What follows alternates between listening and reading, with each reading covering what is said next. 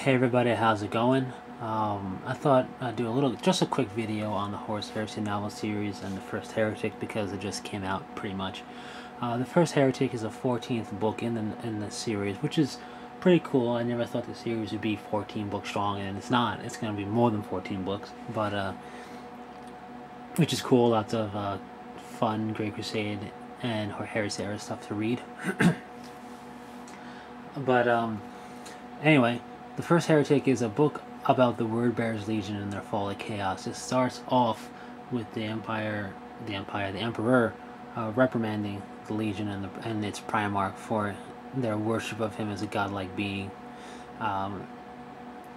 which we knew happened already. You didn't need to read this book to know that happened, but that's where it starts off, and the book ends at the end of the Isstvan 5 drop site massacre. So, that's pretty cool. The nice thing about this book is that it aside from just being a read about the word bearers, it's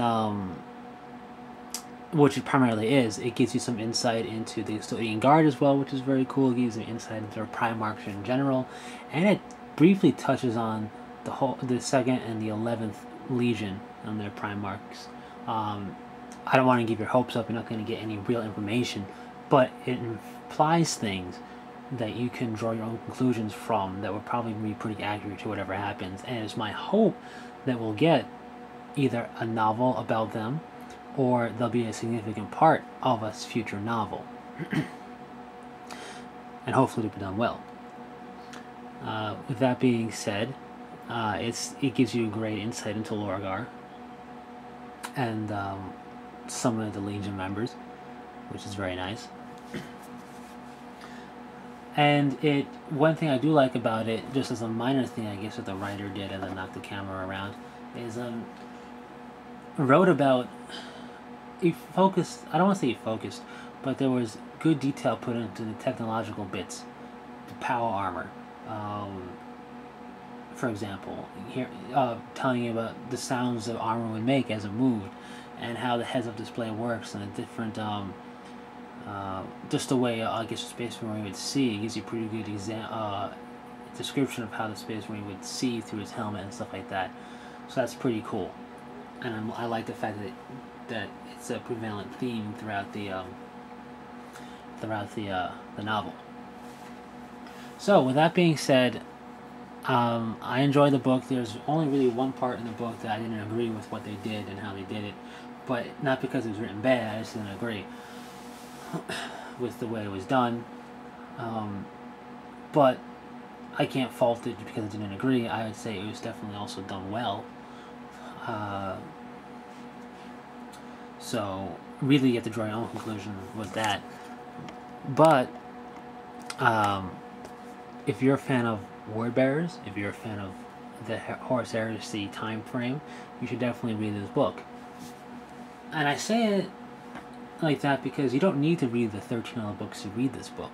I would say the only books that you really need to read in succession are the first 4, because they really pretty much directly play off each other, and the Dark Angel books, because it's clearly they build off each other, and there's probably going to be a third book there too. But that's what you would have to read in succession. Everything else you can read in whatever order you want. Now, I recommend reading it in the order they were released, only because some books do reference other books minutely, not enough for you to be lost if you haven't read them. But that would be my recommendation. Is just read them in the way they were released if you want to read the entire series. But if you don't, if you just want a little bit of view of the Ultramarines, currently you only have Battle of the Abyss, which some people view as the weakest book in the series, but I thoroughly enjoyed it. You have that through the Ultramarine perspective, and it gives you a little bit of Word Bearers too, as far as that's what they were fighting. But you also have the Alpha Legion book, Legion. If you like the Alpha Legions, you can read just that book. You can read just the first Heretic if you're a fan of the Word Bearers, so on and so forth. So you don't necessarily need to read all 14 books if you don't want to. It all depends on what information you want to get out of what. And if you want Dark Angel information, read the Dark Angel book. If you want information on Horus and his Legion, read the first 4 books primarily. Really the first 3 books. The 4th book, not as much about him, per se. So I just wanted to touch on that. Anyways, I don't want to ramble on too much longer and repeat myself, but overall, I enjoyed the first Heretic. I think it was a good book. I like the Custodian Guard having a pretty nice part, or a nice role in the book, being one of my favorite parts of the Great Crusade, so it's nice to see them there. And I think Wordbearers fans will really enjoy the book, as well as just fans of the Great Crusade in general. So, that's pretty much it. And until next time, take it easy.